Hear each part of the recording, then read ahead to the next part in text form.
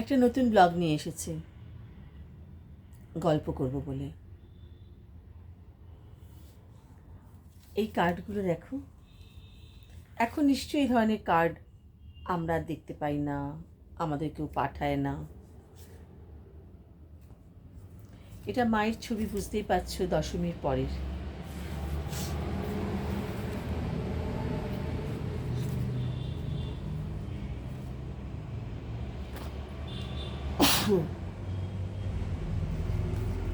এই কার্ডগুলোর সাথে আমার অনেক গল্প লেখা। এই কার্ডটা 1390 সালের, বাংলায় 1390 সাল। তখন আমরা এরকম বাংলার সাল লিখতাম।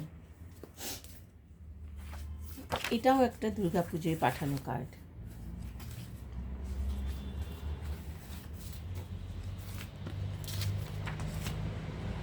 এটা 1388।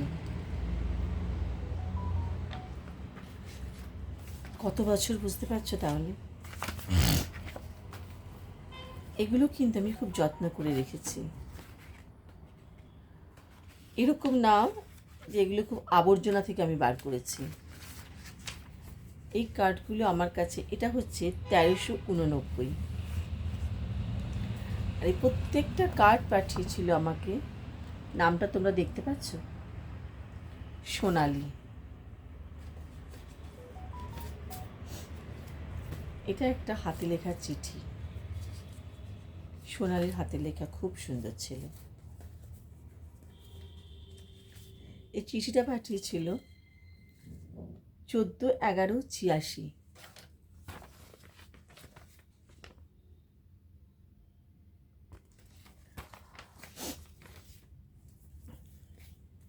তখন সত্য সত্য আমরা নৈহাটি থেকে সল্টলেক চলে এসেছি। আর তখন আমাদের এরকম চিঠি পাঠাতো বন্ধুরা। এই প্রত্যেকটা কার্ড পাঠিয়েছিল সোনালি। আমাকে আমার বন্ধুদের নিয়ে কথা বলতে বলেছে, আমার এক ফ্রেন্ড, ইউটিউবার ফ্রেন্ড। আমার অনেক বন্ধু, ইতিমধ্যেই তোমরা সেটা বুঝে গেছো।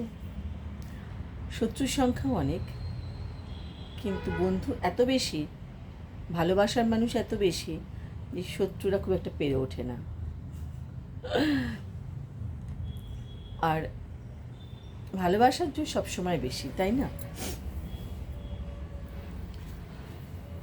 যখন থেকে আমার জ্ঞান হয়েছে বন্ধু কি, তখন থেকে সোনালি আমার সাথে। সোনালি আমার ইনফেন্ট 1 থেকে বন্ধু। আমার স্কুলে অনেকের সঙ্গে বন্ধুত্ব ছিল, কিন্তু কিছু মানুষের সাথে হৃদ্যতা অনেক বেশি ছিল, প্রক্সিমিটি অনেক বেশি ছিল, যেমন সবার হয়। তার মধ্যে সোনালি। সোনালি খুব মিষ্টি দেখতে ছিল, দুটো মোটা মোটা বিনুনি বেঁধে আসতো, কোকানো কোকানো এক মাথা চুল, চোখে চশমা, দুই দাদার ছোট বোন, খুব আদরের পরিবার। ওরা খুবই ফাইন্যান্সিয়ালি সাউন্ড ছিল, খুবই বড়লোক ছিল। আমাদের সময়ে তখন এত পয়সাও মানুষের কাছে থাকতো না, ওদের কাছে সেরকম ছিল। তখনকার সময় ওদের বাড়িতে ফ্রিজ, তখনকার সময় ওদের বাড়িতে গ্যাস, তখনকার সময় ওরা কলকাতায় এসে জামা কাপড় কিনছে, বড় বড় আনন্দ থেকে শাড়ি কিনছে ওর মা, ওদের বাড়িতে তখন পার্টি হতো। এইরকম একটা পরিবার।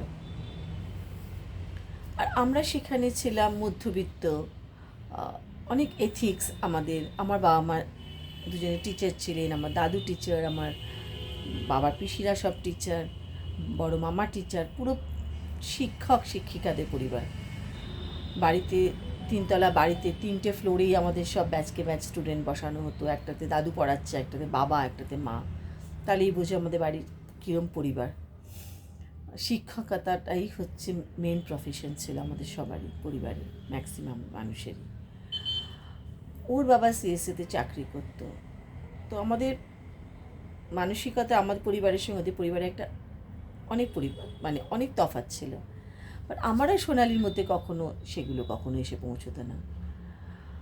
আর যত প্রাণের গল্প সব কিছুই আমার সোনালির সব কিছু ভালো লাগতো, মানে আমাকে খুব ইনফ্লুয়েন্স করতো, এটা বলা ভালো। আমি ওদের বাড়িতে যেতাম, যাওয়ার পরে এটা দেখছি ওটা দেখছি, আমি এসে বাড়িতে বলতাম আমাদের কেন নেই, আমাদের এটা কেন নেই, আমাদের ওটা কেন নেই। বাবাকে বলতে পারতাম না, মাকে বলতাম। মা বাবাকে বলতো দেখো ও আজকে এসে বলছে আমাদের কেন ফ্রিজ নেই, আমাদের কেন গ্যাসে রান্না হয় না। তখন মা হয়তো উনুনে বা স্টোভে রান্না করছে। তো বাবা আমাকে একদিনকে ডেকে বলল, অঙ্কু, আমার বাড়ির নাম অঙ্কু, তুমি ওখানে যাওয়া বন্ধ করো ওদের বাড়িতে। বন্ধুত্ব মানে এটা নয় যে ওদের বাড়ি যা যা জিনিস আছে তোমাকেও সেটা দিতে হবে, কিনতে হবে। যা ওদের আছে সেটা আমাদের যেমন নেই, যা আমাদের আছে সেটা ওদের নেই। কথাগুলো খুব একটা পরিষ্কার বুঝতে পারিনি, যে যা আমাদের আছে ওদের নেই মানে কথাটা তো একেবারেই বুঝিনি। কি আছে তাও বুঝতাম না তখন। কিন্তু আমার আর সোনালির বন্ধুত্বটা ছিল ভীষণ মধুর একটা সম্পর্ক।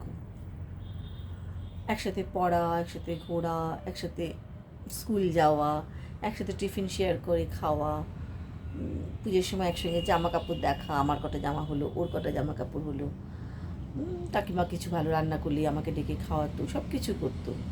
আমি ওদের বাড়ির একজন মেম্বার ছিলাম। এরপর আস্তে আস্তে বড় হওয়া, আমার নৈহাটি থেকে কলকাতায় আমাদের শিফট হয়ে যাওয়া, সেটা প্রায় ক্লাস 8 বা 9। নতুন শহরে চলে এলাম, খুব মন খারাপ নিয়ে, ভাবতেই পারছিল, বাবা যেন চরম শত্রু তখন মনে হচ্ছিল। কি করে থাকবো নৈহাটি ছেড়ে। যে পাড়াটায় আমরা থাকতাম সেই পাড়াটাতে না আমাদের সমান বয়সী, আমাদের থেকে একটু বড়, এরকম প্রচুর এক স্কুলে পড়তাম আমরা, একটা বিশাল গ্যাং ছিলাম মেয়েদের। আর আমার তখন খুব লোডশেডিং হতো, ছাদের ওপরে বসে আমাদের সব গান গাওয়া হতো।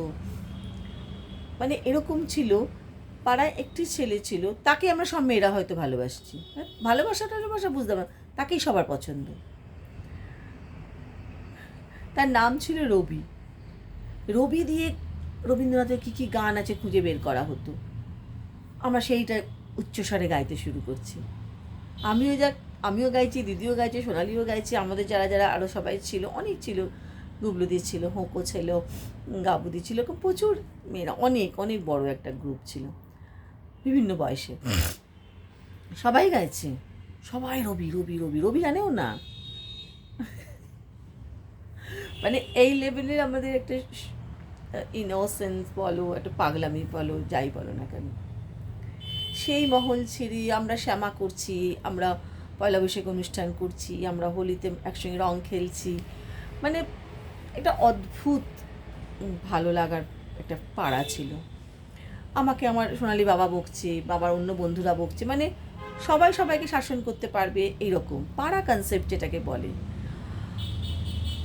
বাবাদের বন্ধুদের একটা গ্যাং ছিল, মাদের বন্ধুরা গ্যাং ছিল, মারা শীতকালে ছাদে উঠে উল বুনছে, আমরা হয়তো পরীক্ষা হয়ে গেছে সবাই কুল খাচ্ছি, কিছু কাটছি, টমেটো মাখা খাচ্ছি, প্রচুর মজা। একসঙ্গে টেবিল টেনিস খেলতাম, ব্যাডমিন্টন খেলতাম আমরা। সেই গ্রুপে কোনো ছেলে টেলে থাকতো না, সেই গ্রুপে সবসময় মজা থাকতো, সব কিছু নিয়ে, কখনো বাবা গল্প বলছে, একটা অসম্ভব ভালো একটা আমাদের সময় কাটাতাম। তুই ভাবতে পারবে না, এই যে রবির কথা বললাম, এই রবির নামে আমরা সবাই একটা করে চিঠি লিখছি, লিখে ওখানে একটা দেয়ালের মধ্যে ফাটা ছিল, রবি ওখানে ছিল জিমন্যাস্টিক শেখাতো।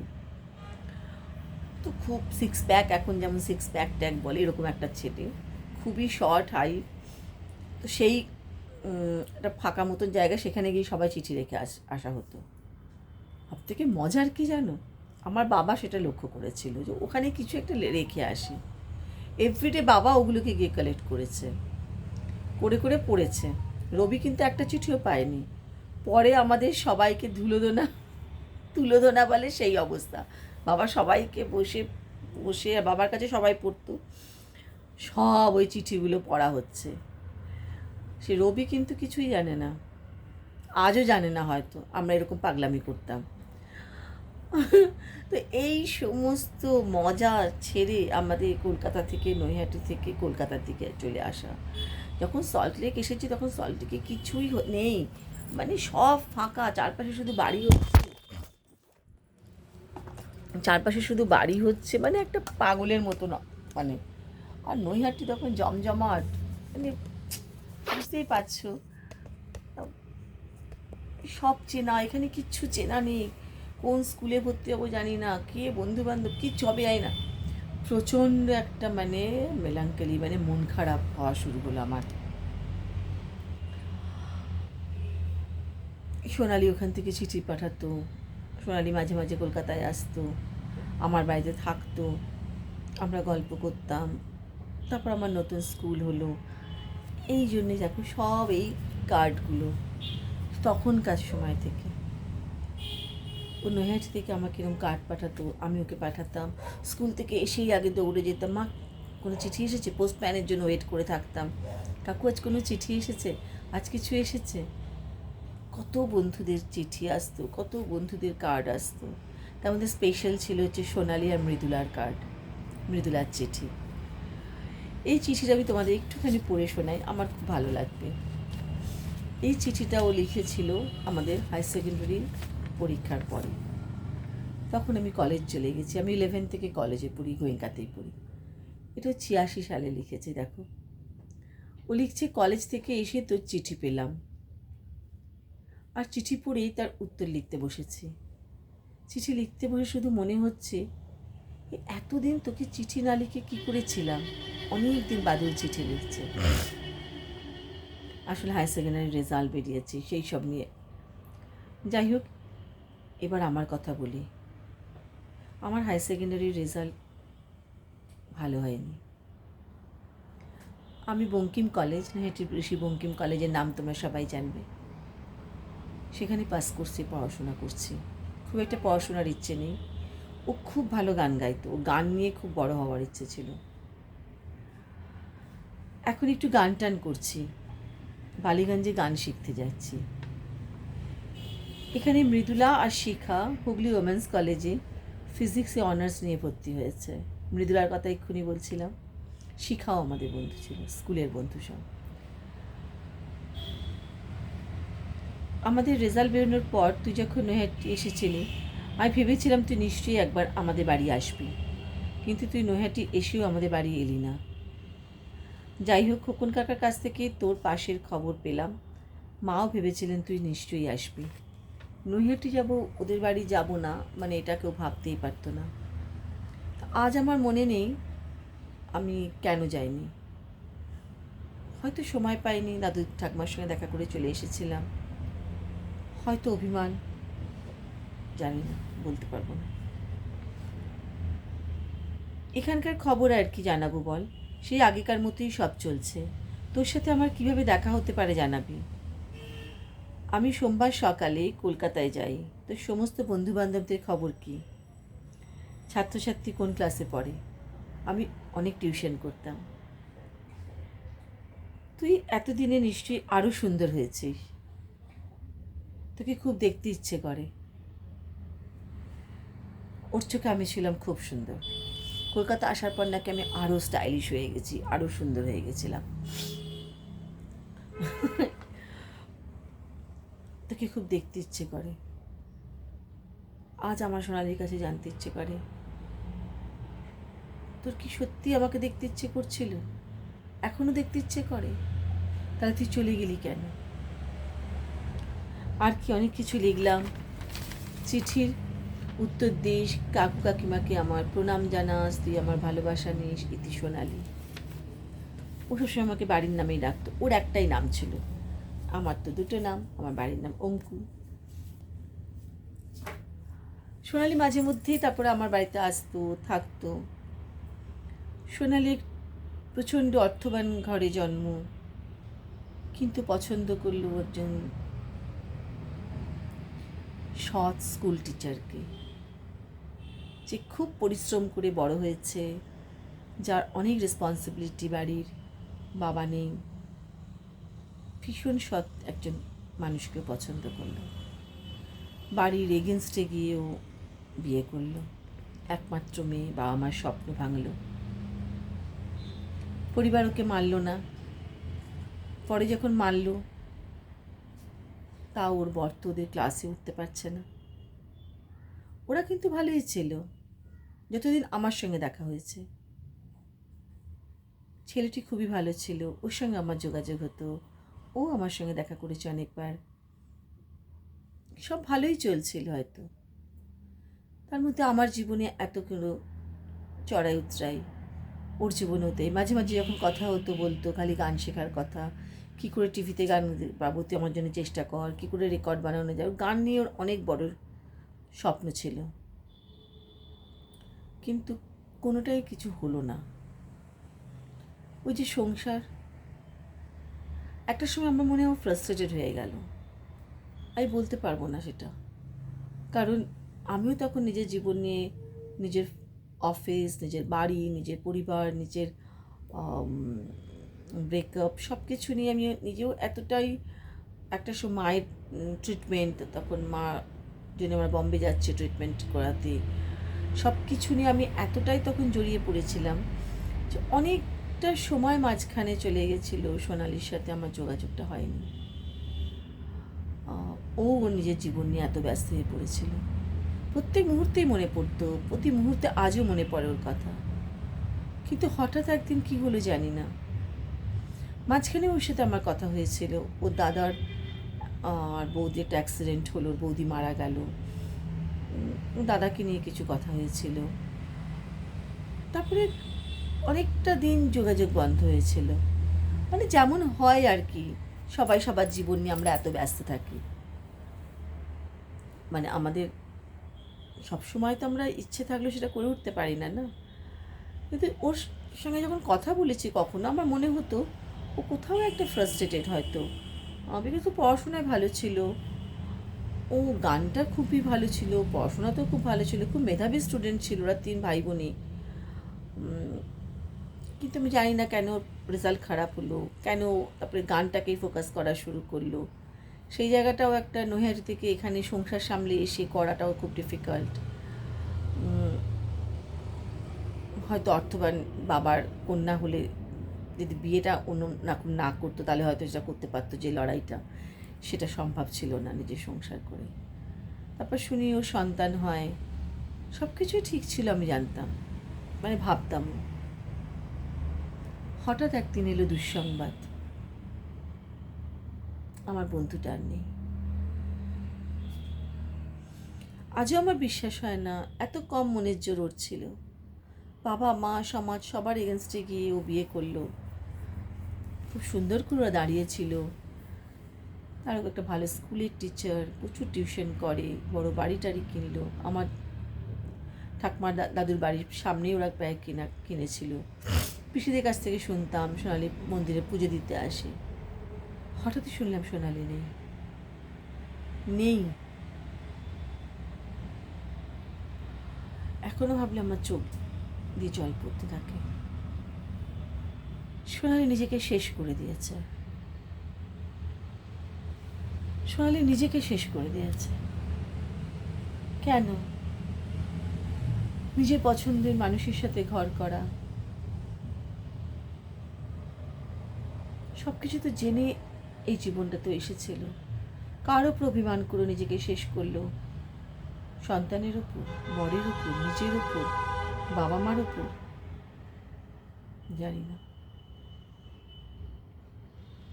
ও নেই, ও নিজেকে শেষ করে দিয়েছে। শুধু এইটুকুই খবর পেয়েছি। আজও আমার মন মানে না। যদি একবারও আমাকে ফোন করতে পারতো, ও তো জানতো অঙ্কু সবসময় ওর সাথে আছে, ও তো জানতো একটা মানুষ যাকে একবার ফোন করলে দৌড়ে চলে যেত। করলো না কেন আমি জানি না, কেন নিজেকে এরকমভাবে শেষ করার রাস্তা বেছে নিল। আজও আমার মনের মধ্যে অনেক প্রশ্ন। ওদের পরিবারটাই যেন কেমন শেষ হয়ে গেল, কাকু কাকিমা ও দাদা, ছোট ভাইটা হয়তো এখন আছে, জানি না। একটা পরিবারকে কেমন চোখের সামনে শেষ হয়ে যেতে দেখলাম। সব ছিল, তারপরেও যেন কিছু নেই, একটা হঠাৎ সব কেমন খারাপ হতে থাকলো, জানি না কেন।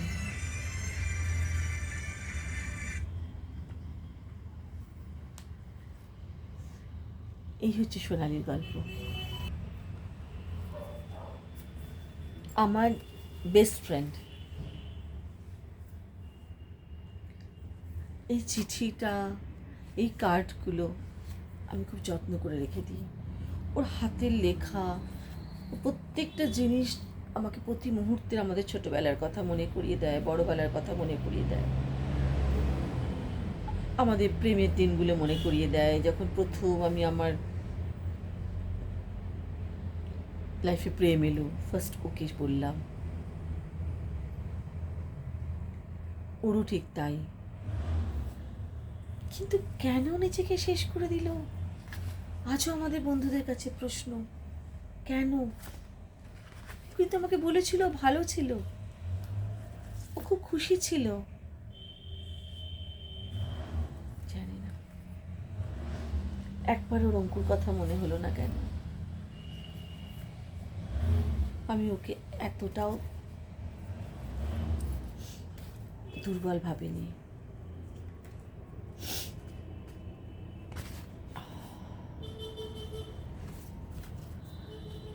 বন্ধুর কথা শুনতে চেয়েছিলি, তাই আমার জীবনের, আমার ছোটবেলার বন্ধু যাকে বলে, যখন থেকে আমি বুঝেছি, সেই বন্ধুর কথা তোমাদের আজকে বললাম। মনটা কেমন ভারী হয়ে গেল। চলো আজকে আমি এখানেই শেষ করছি ব্লগটা। তখনকার দিনে ছবি ছিল না তোলার কোনো, তাই জন্য আমার কাছে সোনালির কোনো ছবি নেই। তখন তাতে ছবি ওঠানো হতো না। আমরা দুজনেই এমনভাবে বিয়ে করেছি যে কেউ কাউকে নেমন্তন্ন করার মতনও অবকাশ ছিল না, সেই জন্য সেখানেও ছবি নেই। তাই এই কার্ড, ওর হাতের লেখা, এইগুলোই আমার কাছে প্রাইসলেস। চল টাটা, বাই।